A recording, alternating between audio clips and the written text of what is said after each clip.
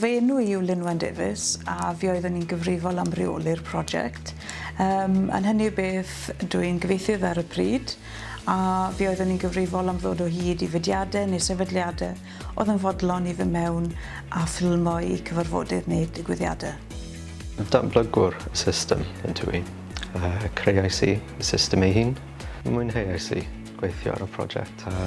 Roedd yn rhoi cwpl o heriau newydd ataf, ond roedd yn diddorol iawn. Dwi'n credu bod angen gwefan fel hon, achos mae'r Llywodraeth wedi nodi bod ganddyn nhw weledigaeth o greu miliwn o siaradwyr Cymraeg erbyn canol y ganrif.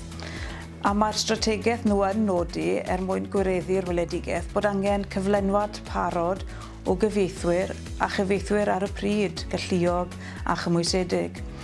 Ac felly mae cyfieithu ar y pryd yn sgil arbenigol, ac mae fforddiant proffesiynol a chyfleoedd i ymarfer chi'n gweld yn allweddol. Gyda'n gilydd a thrwy nawdd Llywodraeth Cymru, rydyn ni fel tîm wedi creu'r wefan unigryw hon, Llwyfan Cyfieithu ar y Pryd Cymru. Mwyn defnyddio holl adnoddau'r llwyfan, gofynnwn i chi greu cyfri drwy glicio ar y botwm cofrestru. Yna, gallwch fewn gofnodi a dilyn y botwm ewch at y clipiau. Fan hyn, byddwch yn gweld yr holl gategoriau amrywiol sy'n cartrefu'r deunyddiau.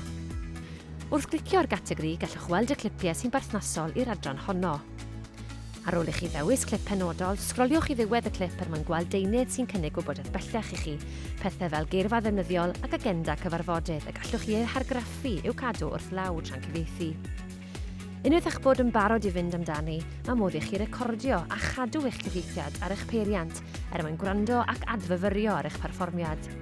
Pwyswch y botwm dangos recordydd ar y llaw dde wrth i chi edrych ar y clip.